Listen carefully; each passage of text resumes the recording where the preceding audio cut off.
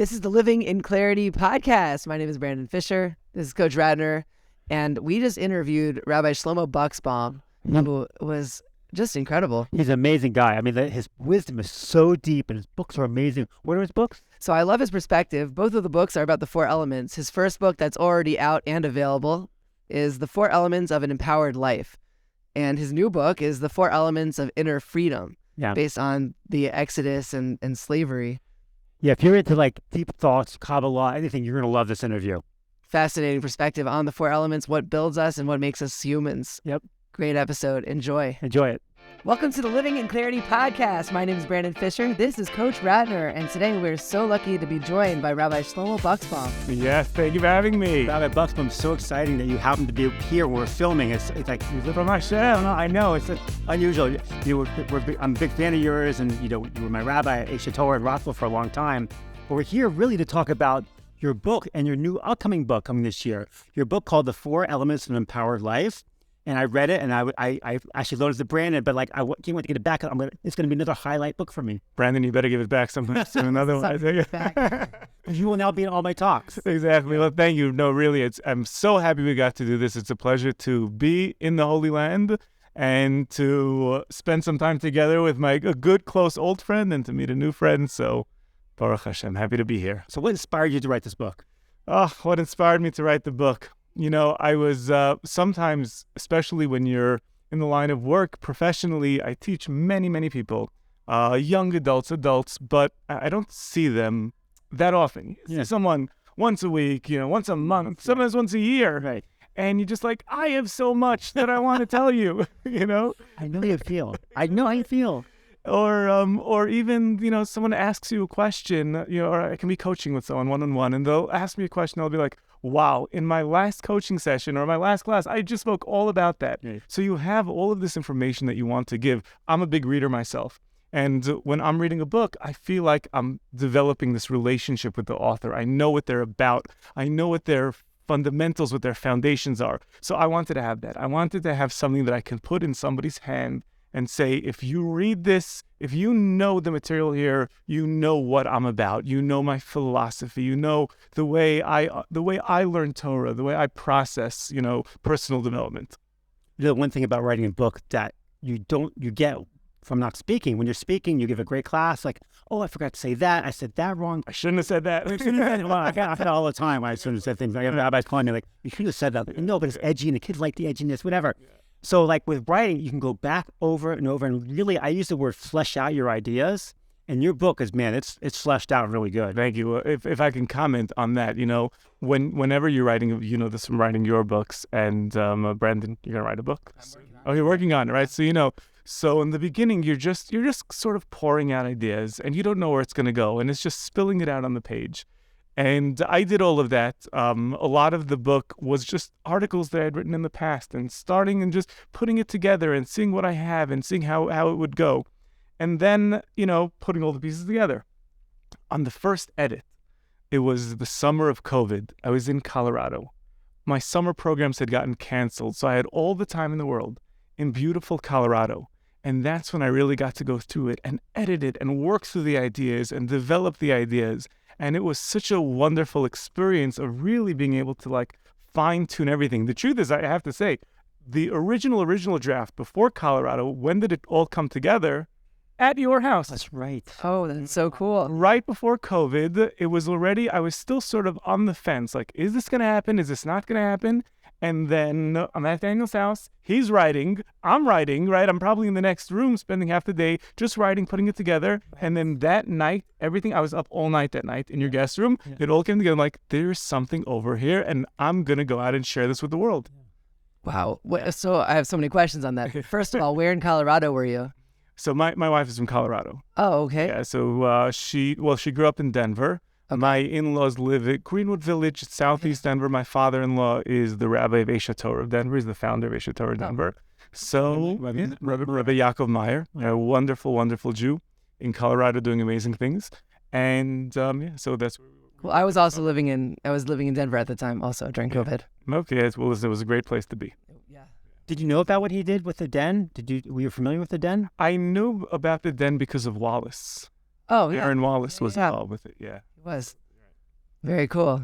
All right. And then second bigger question is, did you know what the book was going to be about when you started brain dumping all of your information on the paper? I knew a few things. The first class series that I ever gave in my professional career was the idea of accomplishing your mission in this world. To me, that's like the foundation of everything. And even for the years leading up to writing the book, there were times that I said, you know what? Too many people have written about it. There's too many TED Talks. It's kind of like a bumper sticker by now, It's like, I'm not going to write a book about something like this. And then no matter what I tried to write about, whatever direction I tried to take, it always came back to I feel like my mission was to write a book about your mission. So I knew that was one piece of it. A second piece of it, I knew that I wanted to write something that had to do with inner exploration, understanding the different inner pieces of our inner world. That was something that I was always fascinated by. And that was something that I wanted to write about, the different parts of the soul, the different parts of the nefesh. It fascinated me, and I said, this has to be the key to whatever I write. And the third piece is I really wanted to write something that spoke about the patriarchs and the matriarchs, the avos, and how their journeys, how their travels, how their adventures and their tests, how that can relate to us and our own life mission. So those were the three pieces, and then it was just about putting it all together. So let's break that down a little bit, because it's accomplishing your life mission it sounds like something that everybody has a unique mission. So how did you put that together in the book, and what do you say about that? I think one of the things that I feel that is unique about the book, and I think what the book contributes to, like I said, a topic that lots of people speak about. In the world of personal development and self-help, in the world of the Tony Robbinses and the TED Talks and all those things, there is a lot of focus on you have certain strengths, you have certain talents, you have certain passions, and you should go ahead and that's your mission in life, and you got to go and you got to do it, and you be you and be authentic to yourself, and all of those are great messages. We talk about all of that in the book. I don't believe that it's enough to really communicate to a person, because sometimes you speak to a crowd, it sounds so good. It sounds so good, right? If everyone's applauding and you can stand up and you could say, there is something that only you can do that nobody else on the planet can do, and you can fire someone up, and then the next day they're like, wait, what? What I do? I don't feel like that. Was I high? Yeah, exactly. What? It's like, it sounds good, but that message doesn't last long, because the reality is that there is so much more to our life than just that. And therefore, by honing in, by creating this tunnel vision and being like, you're good at it, you're passionate about it, you be authentic, don't try to be like anyone else, it's not helpful advice, in my opinion, because it's not enough. And if you give someone half-baked advice, if you try to boil down your life mission to something that you can teach in a bumper sticker or in a 10-minute TED Talk, ultimately, it's going to leave the person dry, right? Because that's the most frustrating thing. And many times, especially teens, I'm saying teens because I'm thinking about specific times where people came over to me after talks where I went with that approach, and they were like, I don't really think that there is something that, there was nothing identifiable for them that they were able to say, I'm good at it, let me go share it with the world. Yeah, but I think when you have a bumper sticker or a tagline, for some people, that's enough to motivate them to look further and to investigate themselves further and what their mission is in life. And some people are farther along, and it's not enough. I think it depends where you are in your. Listen, lighting someone's fire is always a good thing. Yeah. Yes, and sometimes you just got to. You have a moment, you grab them, and sometimes you have to assume the lowest common denominator of the room, that there's people here that need a lot of help just to spark them. Right. So you can't, to give you a talk to 50 people in the room is not going to hit everyone where they're supposed to be. Because you're trying to give an overview of the thing. Yeah. Yeah, this is where your book comes into play. Right. And even just the line, even just to me, telling someone, being like, buddy, you have a mission in this world. Like, you can't go to sleep at night and just think that you're like everybody else. Like, that itself is something inspiring. But people really have to be ready to do the work. So the goal of the book was to change the way people look at it, and take what I think is a much more Torah approach, and it's not as exciting. Again, even though all of what we just said, I don't want to negate any of that. It's all true, but it's only part of it. What the book does, the book focuses on this Torah concept that we are all here for a tikkun. A tikkun is something different. What is it? What's a tikkun? Yeah, the word tikkun literally means to fix. And I'm sure many of our audience over here is familiar with the idea of tikkun olam, right? Fixing the world. And it's loosely translated or interpreted as, fighting for civil rights, social justice, things like that. But in the Sifrei Kabbalah and the Kabbalistic works, it's something that's much more personal. Tikkun olam is tikkun olam hapnimi, your inner world, or tikkun hanefesh, right, your inner life force. And the fact that you have parts of your inner world that you need to discover and learn how to elevate. Wow. So you're taking tikkun olam from what most people think is repairing the world to really repairing yourself. Right, exactly. There's a very famous line that people sometimes they attribute it to Hasidic masters, others contribute it to Buddhist masters. It's one of those. So I don't know where it's from. But the idea of, at first I wanted to change the world, and then I realized I can't change the world, so I tried to change my community, and I tried to change my family, and then, so someone said once that, people think when they hear that, often people interpret it like, everyone wants to change the world, but, try changing yourself, So you say, okay, I'm not going to change the world. I'm not going to change my community, but at least let me change myself. But it can be interpreted much deeper. You have to want to change the world. Like, that's the starting point. If you're fine with the way everything is, then you're not really inspired for growth also. You need to look at the world and say, yes, I want to make this world a better place. And then the process of learning how to do that is by saying, okay, I can only do that once I start changing myself, and then something amazing happens. When you're focused on your own personal growth, suddenly the world around you starts changing, and slowly that creates ripples. But it starts with you. Yeah. It starts with you. I love that. And Rabbi Buxbaum, who's a teacher here at Aish Torah, he has a source sheet on Tov versus Ra. Most people, Tov and Ra is in Bereshit, Genesis, beginning of the Torah, and usually we translate it to being good and bad. But he says it really means, he goes through his source sheet, and it's brilliant. He says it's really complete and incomplete. As people, that our job in the world is to complete ourselves. We're not born complete. We're not like animals, like a dog. Like dogs, when they're born, they walk around and they have no desire to get PhDs, and monkeys aren't trying to go highways, right? They have any, but as humans, we have these drives. And as long as we know we're born with a purpose. Now, if you don't believe in God, don't believe you're just a random creation, well, then you have no purpose because you were born by accident. But if and one of the keys to your book and understanding that you have a purpose and a mission means you understand that God created you. Because it means if God created you, that means you have a purpose. Yeah. And even if you don't know your purpose, which your book really helps with a great deal, help you find your mission, your purpose in life. Right. Beautiful. Yeah. What advice do you have on finding that purpose? So I think, just again, going back to the book, the goal of the book was to teach people, or to open people's eyes to looking around at your life, your world, and the subtle imperfections that you see in your own little space. The people around you assume that they're there and that they're part of your mission. The things that you love about yourself, the things that you hate about yourself, the frustrations that you have, assume that that's part of your mission. Don't look outwards for your mission, but look at the world around you. If I'm placed in a certain job and I'm not happy in my job, people immediately think, I'm not happy, it must be I'm not accomplishing my mission. I'm not feeling fulfilled, I'm not accomplishing my mission. Well, part of the book is the idea behind the 4 elements is you learn about your inner world. So we all have inside of us an earth element. An earth element, according to the Kabbalist Rabbi Chaim Vital, who's really the idea of the 4 elements is ancient. It's ancient in Jewish texts, it's ancient in Eastern philosophy, it's a very universal idea. Rabbi Chaim Vital showed that each of these 4 elements creates an inner vacuum inside of us, something that needs to be elevated.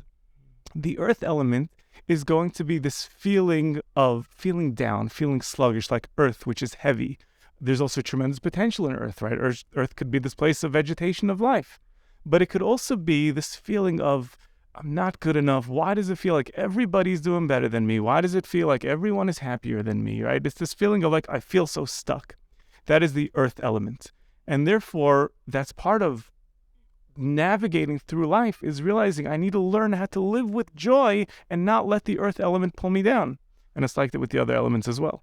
So tell me a little more about the gift of imperfection. There's a chapter in your book, and I found it very interesting. What does it mean to have a gift of imperfection?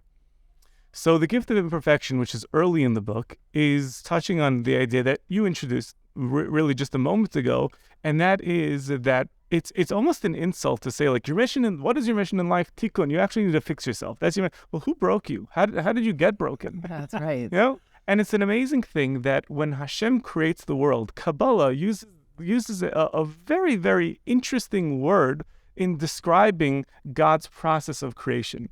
And that was, in order to create a physical world, God created a process or put the world through a process called Shvirat HaKelim. Shvirat HaKelim is shattering the vessels. And that was the creation of the world. When was the last time you used the word shattering for a creative process? Right? And yet, A marriage. yeah, which is one of the profound, amazing points. One of the most exciting moments at a wedding, right? It's breaking the glass. Breaking the glass, and we say we why do we break it? To remember Yerushalayim, which is, well, okay, makes a lot of sense. It's nice to remember Jerusalem, but then the moment afterwards, everybody yells Mazel Tov, and one could say, okay, it's a coincidence, it happens to be the chuppah's over, but yet it's so much part of our culture that, like, when you accidentally break a glass in your kitchen, You say Mazel Tov, which we do all the time. Another glass today got broken. And the brilliance, Mazel Tov, right? The brilliance of it is that we have now been programmed that when something breaks, suddenly Mazel Tov. Because there's something much deeper, and that is God shatters the world Mazel Tov, in order for our own birth. So that now we have the space that we can now enter in, and we can partner now with Hashem. Now we're picking up the pieces together, and Hashem says, I need you for this. This is your stage. You build the world the way you want to see it. That's what the Torah says. Let us make man in our image. And that's what Rabbi Soloveitchik says. Not the angels, it's us. God's talking to us. What do you want your image to be? We have a say on our image. I've never heard that before. Yeah. I really like that. And when I read it the first time, not the first time, but like I've read it, I'm like, who's God talking to? And many Mepharshim will say the Torah. Yeah. The angels. The angels. The one Peshat, but like it makes more sense that God's talking to us. Like, what do you want your image to be in life? And like you're not perfect. Try to complete yourself. Try to fix yourself. Try to finish yourself off as a person. Become as great as you can be, so you can reach that mission to repair the world and make the world a better place. Yes, in every aspect, God looks around at every aspect of creation, including the human soul that was already created from the beginning, right? It was only man, the embodied man, which was on the sixth day, right? But the soul is Bereshis Bara, the first verse of the Torah. And God's looking at every piece of creation. And God is looking at all of them and saying, let's do this, right? We're going to do this. This is a team effort. Let's all do this together, Let's make it happen. And the ending is the seventh day, which is the biggest party in the world, which is Shabbos. Exactly. Yeah. That's when everything comes together. Yeah. That's when the soul is embodied, and now man is that the pinnacle of creation, and everything comes together. And then Shabbos is the ultimate celebration. Wow. So the soul was created on the first day, and you said that in the book. Before that. Before the first. Bereshis bara Elokim es hashamayim v'aretz. Everything, the heaven. In the beginning, God created the heavens and the earth. And if you take a look at that word hashamayim, is the same numerical value, and it's almost the same letters also as the word neshama, right? Hashamayim, right? So it hints to the fact that the realm of souls was created even before. So the 6 days of creation is the embodiment of everything spiritual. So really, it's putting those four elements, putting that soul into those four physical elements. Exactly. And as you track creation, you see the elements, and you see the development of the elements through light, and then through water, and the rakia, the firmament on the second day, and then the earth and the ground on the next day. So the creation story itself is showing the development of the elements of the lower world, which now become a vessel for the soul. Not to get too Kabbalistic here, but does that mean there's also four elements of a spiritual world? So we discuss it in the book, exactly. So the same way that the soul has four elements, and again, not to get into too much detail because we don't want to throw the audience, they'll read the book and they'll be able to spend time thinking about it. But the soul actually there's 5 levels of the soul. There's nefesh, ruach, neshama, chaya, and yichida. So if you think about a human being has 4 elements of his lower soul, and then there's really a 5th element, which we speak about in the book. The 5th element is the godly soul, right? That now finds its home in the 4 elements. So that's the 5th level. Well, that 5th level also divides itself up into 4 elements, and then its 5th level right? Oh. Which is the 5 levels of the soul. So we're a ladder. That's why we had a couple of weeks ago, right? Yaakov Avinu, Jacob, he dreams of a ladder. Yeah. It says his feet on the ground, Yeah. and it's the top in the heavens. Every single rung on the ladder is another rung of our soul, and we just have levels upon levels upon levels that we need to discover. So you know how many rungs are on that ladder? Well, I'm sure that even the higher levels probably fragment even more. There's so much over there. You find in Kabbalah, sometimes it'll speak about the nefesh of the nefesh and the soul of the soul and the life force of the life. So there's so many, there's so many different pieces. Wow, I cannot wait to read this book again. Yeah. The second person, we had Ken Spiro on weeks ago, and I read his book, Crash Course in Jewish History twice, and I'm excited to finally get my book back. Thank you. And tonight I'm going to start highlighting that book, and Right. we'll be making it into a lot of my talks. Okay, good. Be, And by the time you finish, the next one will be out. Yeah. So then Before, sorry, I don't want to forget. Where can someone get this book? This book, well, it's now available. Everyone can get the soft cover on Amazon. That should be easy. And then the book was in stores. We're now towards the end of the second printing, which is very exciting. Oh, that's really So if you can't buy that in stores, in Jewish bookstores, sure. All over the world. All over the world. Mosaica, the publisher, it's always a good place to get it on their site. And then the soft cover is available on Amazon Prime. You order it, and it's at your door even before you pay for it. So we'll link to that at the bottom of the Yeah. What about ebook? Not yet available on an ebook, but it's a good idea. Yeah, because you can make it free on certain days. And All right. what I do when I speak, I'll make my books free. We'll announce it, and people, wait 50 bucks. I feel like that's the worst time to make it free, because everyone's excited. They want to buy it. Yeah, I know. I'm not. So much need for reviews. Right. No one's really making books to make money. I mean, like in general, most of the people, except the president of the United States and movie stars, or whatever. But so tell me a little bit about. So let's get into your next book. Sure. It's called The 4 Elements of Inner Freedom. Yeah. And how is that expanding on the 4 elements of an empowered life? So after I finished the first book, a couple of interesting things happened. Probably to the day that I submitted the final manuscript to the publisher, I'm sitting with my chavrusa. What is it? Partner, right? And we're learning the teachings of Rabbi Nachman of Breslov. Yes. I was always fascinated by Rabbi Nachman, and during the process of this book, I actually started sitting down with a close friend of mine and a rabbi who would guide us along, and we would sit and we would actually learn the teachings of Rabbi Nachman.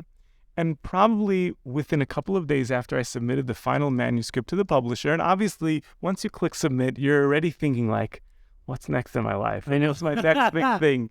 So we're learning, and Rabbi Nachman says one line. He says, and you should know that when the Jewish people went down to Egypt, Egypt is symbolic of the slavery of the 4 elements of one's inner world. This book was a book that pretty much covers an overview of the book of Genesis, from the creation of the world, which we mentioned a couple of minutes ago, showing how the early generations sort of perverted those 4 elements, comes along Abraham and Isaac and Jacob and Joseph, and they're able to fix those 4 elements. And we submitted that, and I think it's a nice sort of high-level overview of the first book. And a couple of days later, Rabbi Nachman introduces me to this idea that, by the way, book number 2 of the Torah is also about the 4 elements. In Egypt. Right? In Egypt. That's To amazing. show how Mitzrayim itself represents the different things that Egypt represents, also connect to the 4 elements. And by the way, when God tells the Jewish people, and God tells Moses, tell the Jewish people I'm going to take them out, what does he do? How does he communicate that? The 4 term, Arba Lishonos Shel Geula, the 4 terms of redemption. Oh. V'otzeisi, I will take you out. V'hitzalti, I will save you. V'go'alti, I will redeem you. V'lakachti, and I will take you to me as a nation. To which many of the commentaries say that the 4 terms of redemption, aside from the fact that they correspond to the 4 elements that the Jewish people had gone through, but the different stages of them leaving, because the Jewish people weren't just liberated like that.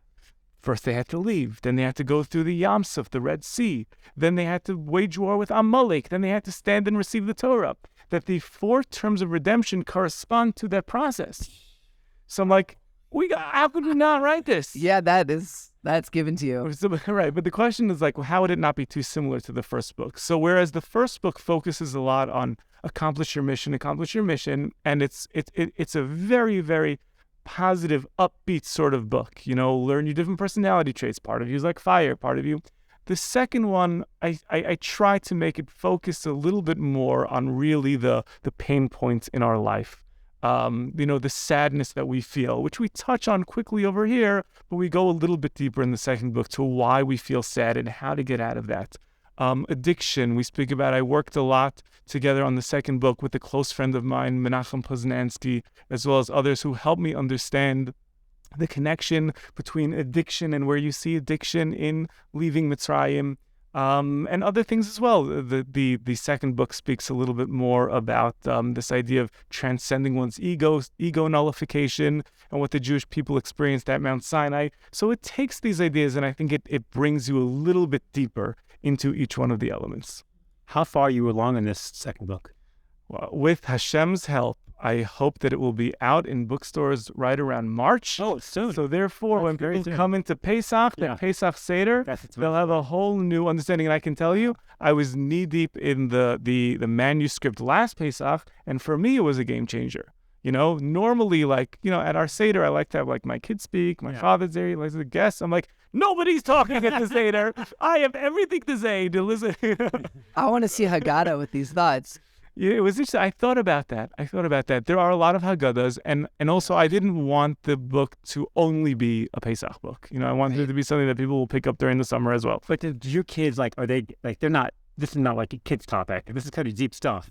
Right. You probably didn't get deep into the Pesach Seder with your kids. We touch on it. My kids are now big fans of the Four Elements. We were all delighted to learn that this coming summer, Disney's next movie is called Elemental. And every single character is either earth, water, wind, or fire. So exciting. Yes, and I was like, I wonder if any of the producers would like to, read my book to help them with the character development. Have you reached out to them? Who would I reach out to? I don't know. It would be cool. It would be cool.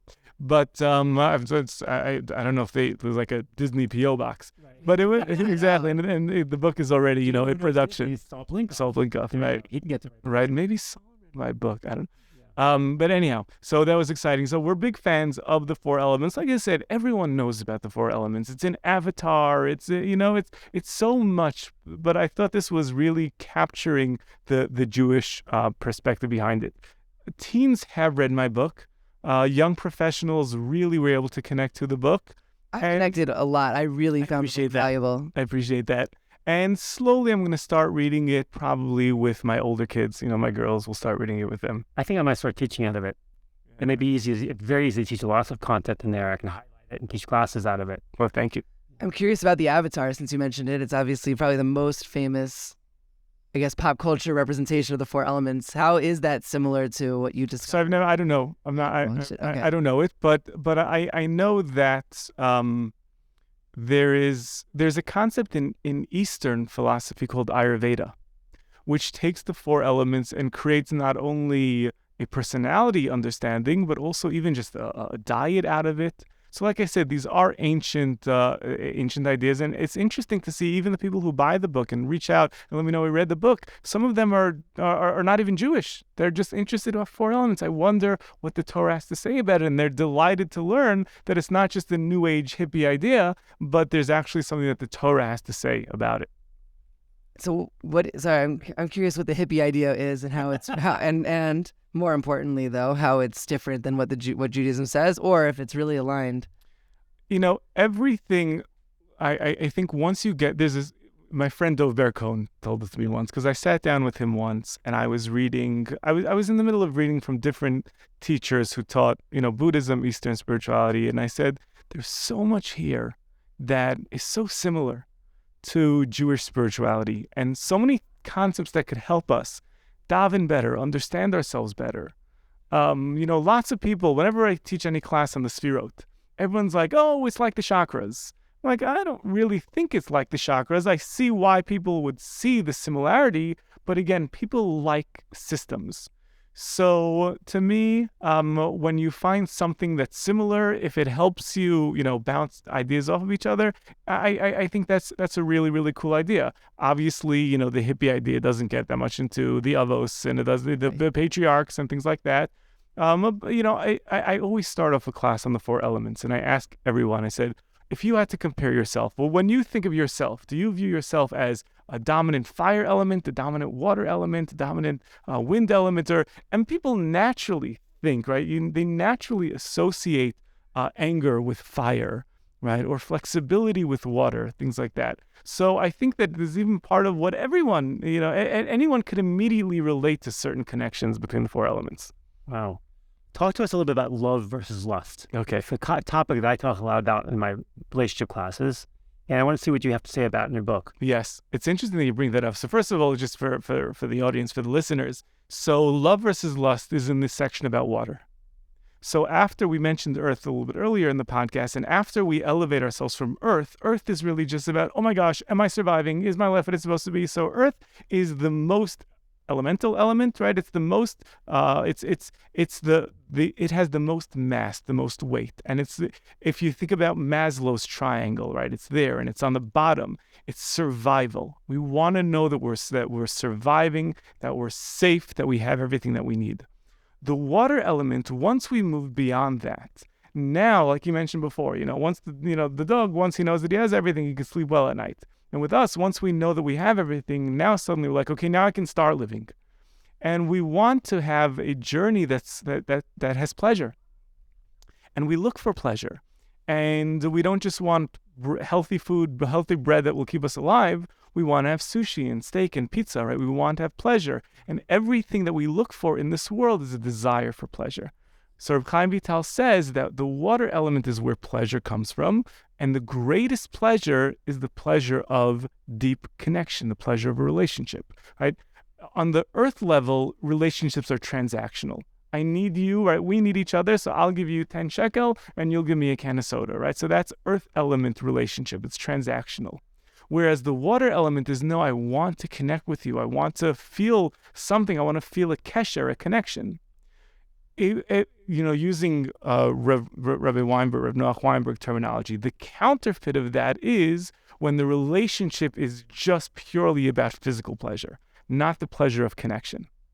So that's the idea of, do I channel the water element to lust, or do I channel it towards love?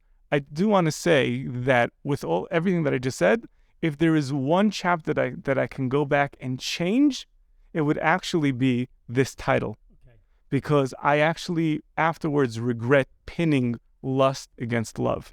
Because when you do have true love and love in a relationship, love in a marriage, lust is the most beautiful thing that helps it along. So I sort of have a little bit of regret pinning lust against love, as if, they don't work well together. I'm surprised your publisher actually let you use that word lust. Really? Because my next book I want to call Never Leaving the Four Phases of Love, and I think they're going to change the title to something else. They don't want to use the word love. Yeah. Really? Yeah. Can I just tell you something? I met this past Saturday night. I went out to eat, and I met another very big author who's sold tens of thousands of copies of her books. And I know that she's working on another book, and I met her at this restaurant. And I said, so how's your book coming along? She's like, well, I'm actually in major discussion. We're really working hard on the title right now, because I had one title and the publisher doesn't like it. So, publishers want, their flavor on the title. So don't. I want to go back to what you said about the connection. Who's the NBA basketball player? WNBA basketball player. Just got Brittany Grimes. Brittany Grimes. She's got let out of jail. She's in jail in Russia. And I just read a story about her. I don't like that it was a whole swap. No, it's ridiculous. Whatever. So it's like this is like Cold War again. Yeah. Anyway, so she gets on the plane, and the guy who was negotiating the swap, she gets on the plane. They buckle her. She goes, "Okay, we're going to leave you alone. We know we want you to. You need to decompress. We're going to leave you alone." She goes, "No, I want to talk to every single person. I haven't had a chance to talk. Everyone speaks Russian, and I want to speak English." Wow. And she spoke to every single person on that plane, asking where they're from, because she needed to connect. Yeah. You don't have a chance to connect. Yeah. She probably wanted the cheeseburger too. But my point is, maybe they don't have cheeseburgers in Russia. Yeah. My point is, that's because that's our biggest need in life, is to connect to other people. Yeah. Yeah, and it is wonderful when you meet an Uber driver or a cab driver, and someone on the plane, and there's no risk involved, right? Yeah. Because it's just someone that I will just know you for a short amount of time, and I don't care about your judgment, I don't care about anything like that, and you have some of the most profound conversations with these people, because they're opening up. Exactly, why not? Why not?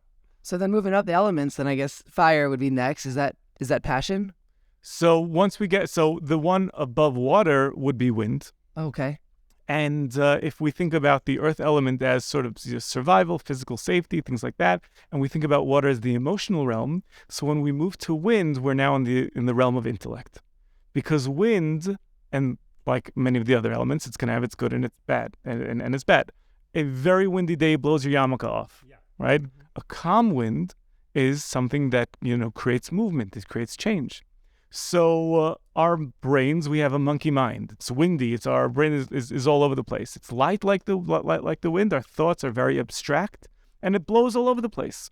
But if you learn how to channel it, if you learn how to center it, then you learn how to use your wind element to always be curious, to always learn more.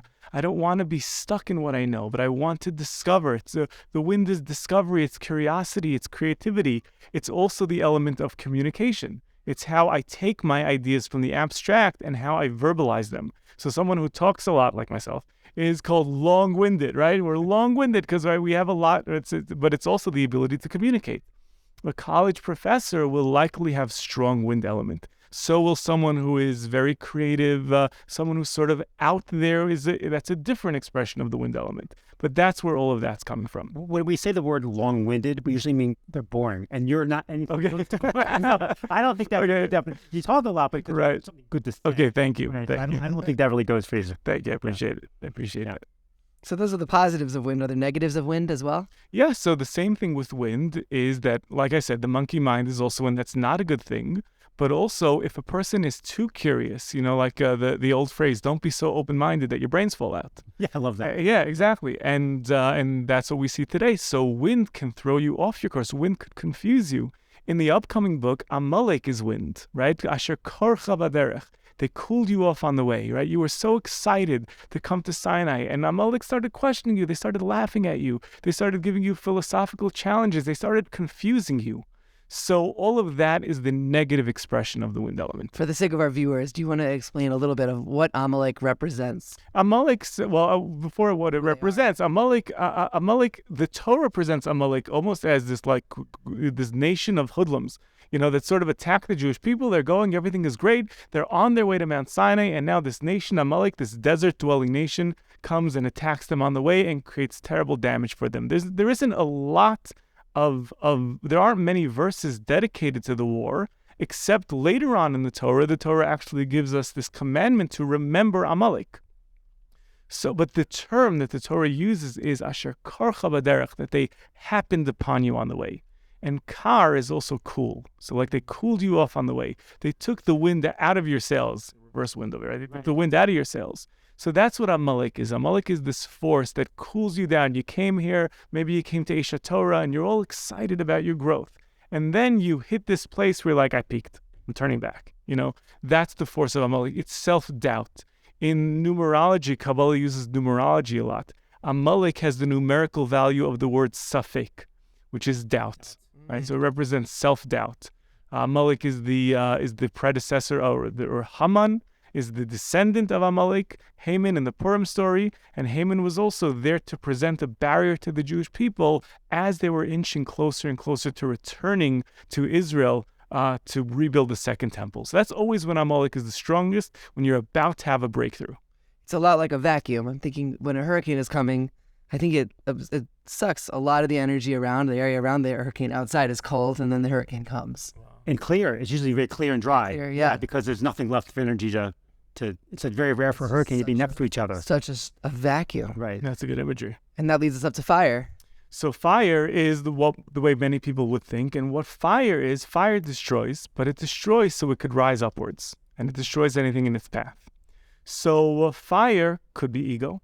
And I need to destroy anything that if you're confronting me, if I see you as a threat to me, so I will destroy you. That's why anger is always associated with fire. You're red. Exactly. Yeah. Oh, your face actually turns red. Like fire. Red is fire. On a somewhat positive, maybe a little bit more neutral plane, ambition is fire. Because I want something. I want to build my business. I want to. Is that passion though? Yeah. Yeah. I would say passion. But the reason why I stay away from passion is because there's also a passion that relates to water as well. So passion there could be a water type of passion, which is the crashing waves of love. There's a fire passion, right, which is also destroying. But there is the most positive expression of fire is understanding one's true greatness. And that is what we call being in awe.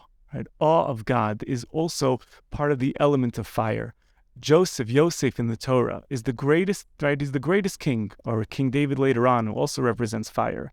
And they're so absolutely great and also so humble, because their greatness is bigger than themselves. The greatness is that they realize that they stand in the presence of God. They're part of something much bigger.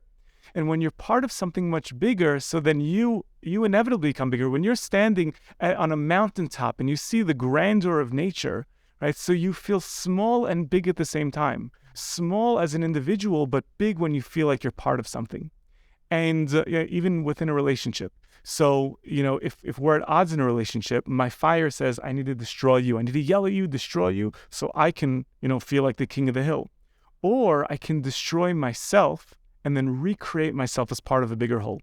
That's also why love there's an aspect of passion, of fire in love as well, because it's self-destruction, self-nullification, but then rebuilding myself as a married man, a person in this This relationship. happens in the fires in California, where it destroys all the old kindling and all the trees. And then, 2 years later, it's all beautiful, brand new growth. Yeah, So even though it destroys, it just helps to exactly. replenish things. Right. It's really the source of potential. It creates a void that can be filled, as we were discussing earlier. Yeah.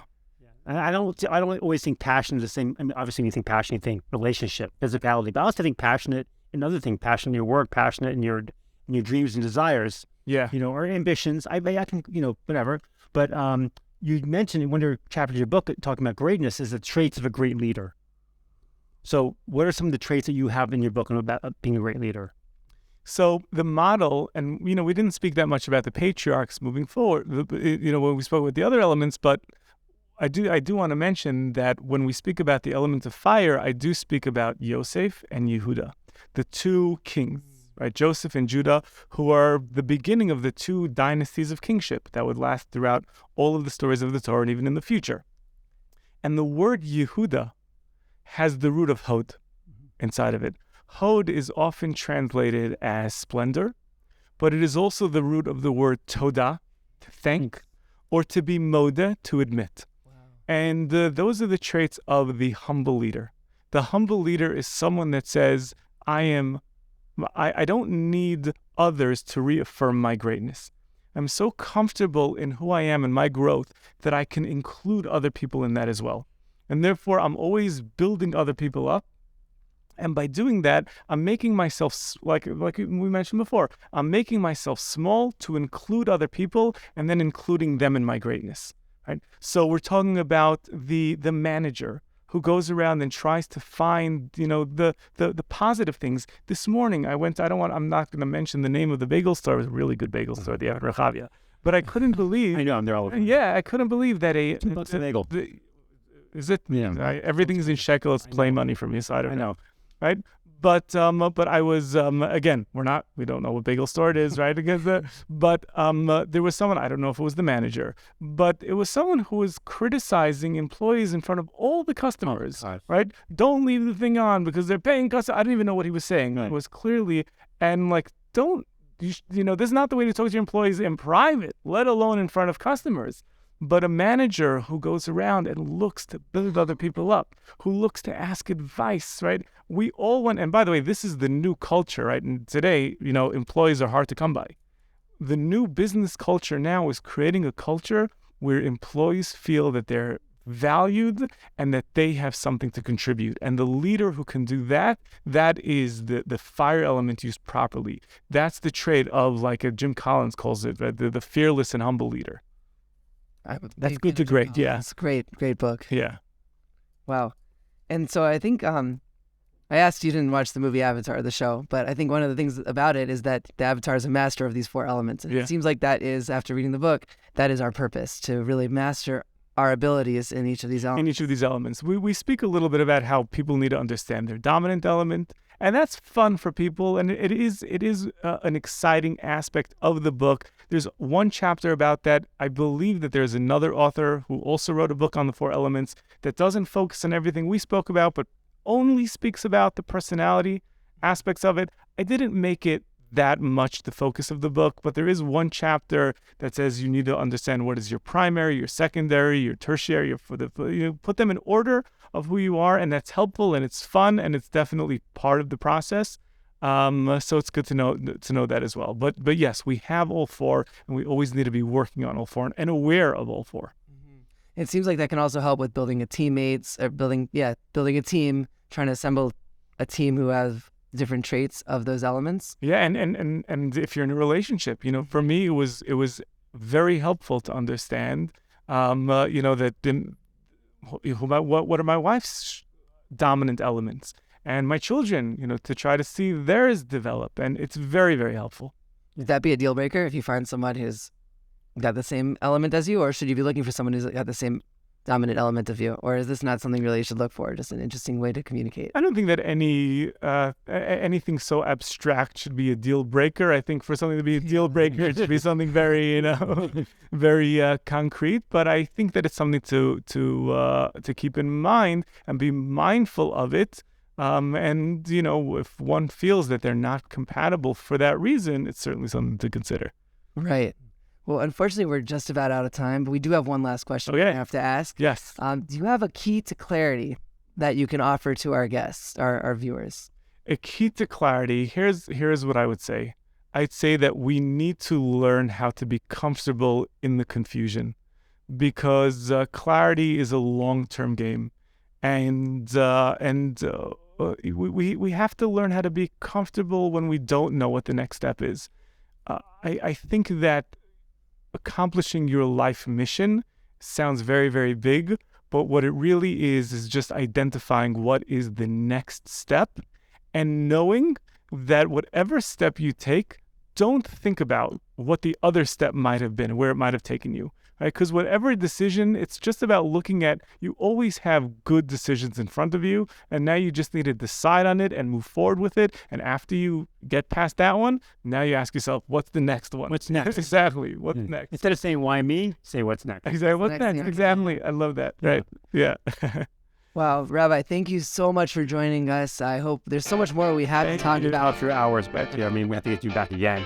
Yes. And back in the country. Yes. God willing, thank you. This was a pleasure. Thank you for squeezing me in. Well, thank you so much for listening to this episode of the Living in Clarity podcast. See you next time.